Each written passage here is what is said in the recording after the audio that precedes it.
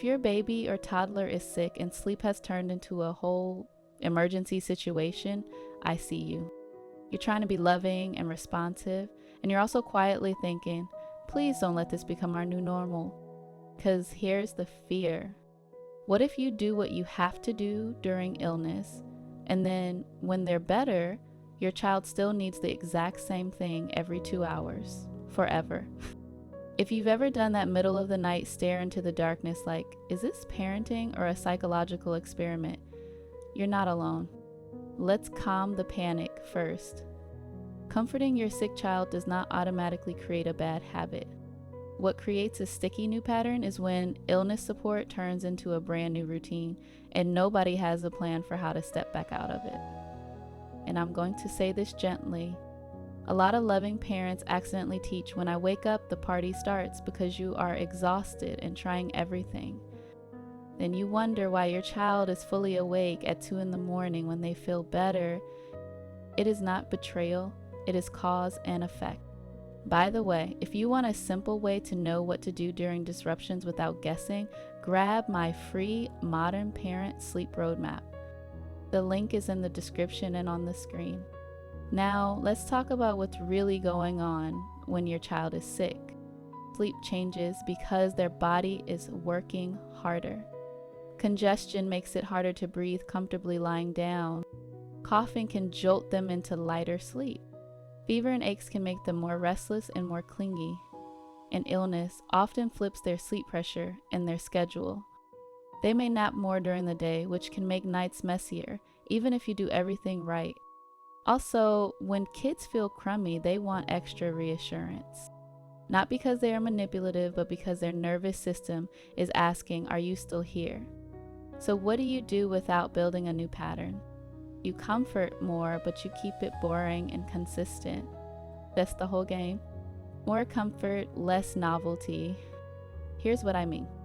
If your child wakes, you respond quickly and calmly, and you do the minimum that helps them settle. Dim lights, quiet voice, or no voice. No new entertainments. If you turn on bright lights and start narrating your entire life story at 1 a.m, do not be shocked when your child is like, oh good, we are up now. Now let's talk about the fewest moves plan that actually works during illness. You pick your comfort ladder and you try to stay on the lower rungs when possible. Sometimes your child needs a lot more help. That is okay. But if you can soothe in the crib or the bed first, do that before you automatically escalate to the biggest sleep association you have. Because the biggest sleep association is the one that is hardest to unwind later. And you do not want to be undoing a brand new habit while you are also catching up on sleep debt. Here's a simple way to think about it. When they are sick, you can absolutely add support, but you try not to add a brand new signature.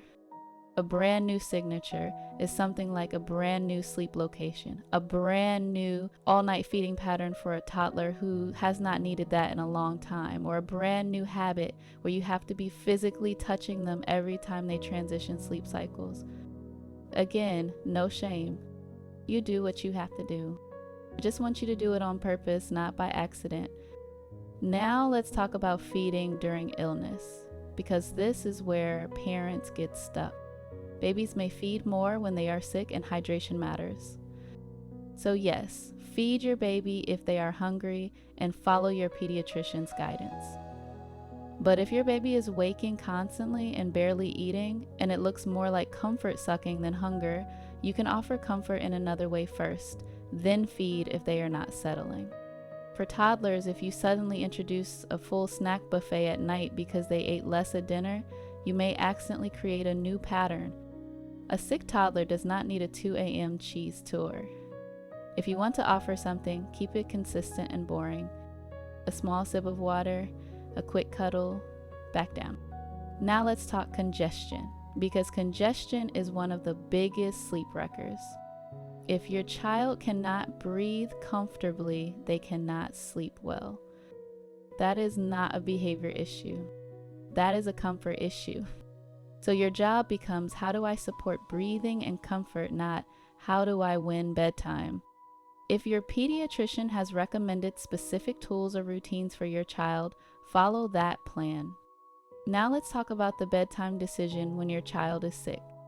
A lot of parents either keep bedtime exactly the same and their child melts down, or they throw bedtime out completely and then cannot get back.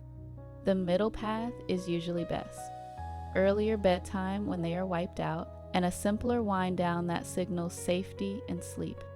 Keep the same order if you can, even if it is shorter, even if it is not perfect, because the routine is the bridge back to normal, and you want that bridge built before you need it. Now I want to address the big question. Should you let them sleep on you when they are sick? Sometimes yes. If your baby is miserable, congested, and cannot settle, contact sleep can be a strategic choice to prevent severe overtiredness and help recovery.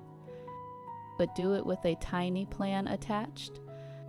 You decide which sleep you are rescuing, and you decide how you will step back when they are better.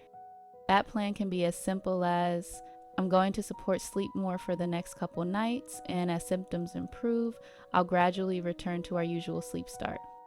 And please do not wait until they are fully better to change everything back. Because once they feel amazing again, they have the energy to protest.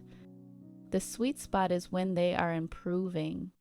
Not miserable, not fully bouncing off the walls. That is when you gently shift back toward normal. Now let's talk about how to avoid creating a brand new pattern when they are better. This is the part most parents miss because you are so relieved you survived. When symptoms are clearly improving, you reduce support in small steps. Not all at once.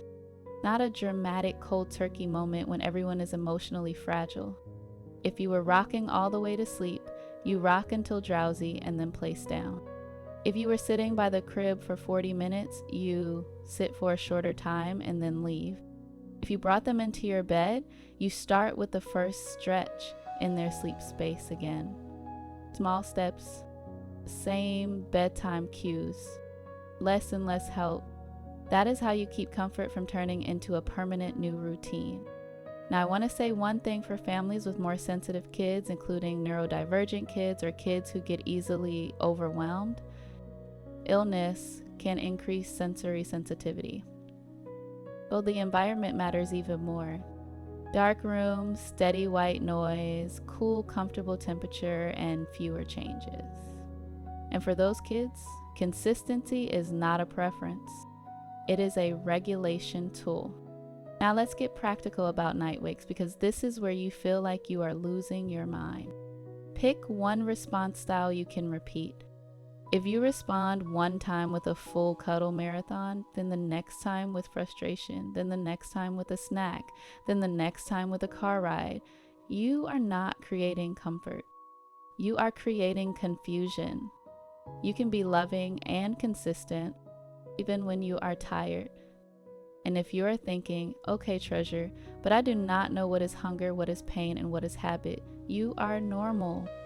That is why we keep it boring, we keep it consistent, and we look for patterns over a couple nights, not one wake up.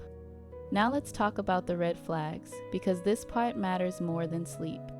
If your baby or toddler has breathing difficulty, persistent high fever, signs of dehydration, unusual lethargy, a rash you are worried about, repeated vomiting, a worsening cough, ear pain you suspect, or you feel that gut level something is off, contact your pediatrician or seek urgent care based on the situation. You do not push through those with sleep tips. You get medical support. And if your child has been better but sleep has not recovered after a couple of weeks, that is when personalized sleep support can save you so much time. Because at that point, you are usually not dealing with illness anymore. You are dealing with a pattern that formed during illness. I have a master's in social work, I'm a certified pediatric sleep consultant, and I'm the founder and CEO of Rested and Renewed Pediatric Sleep Consulting. If you want help, you can book a consult and we will build a plan that fits your child, your temperament, your work schedule, and exactly what this sickness season did to your nights. And if you are not ready to book, start with my free Modern Parent Sleep Roadmap. The link is in the description and on the screen. Here is your simple takeaway. During illness, add comfort, but do not add a circus. Keep it dim, quiet, and consistent. As symptoms improve, step your support down gradually so comfort does not become the new default. The next video will help you stop the most common mistake that keeps sleep messy after a hard stretch, so you can get back on track faster without doing a full reset. Tap the screen to watch my next video. Grab the sleep roadmap in the description. Then tap here so you don't miss what finally makes this easier.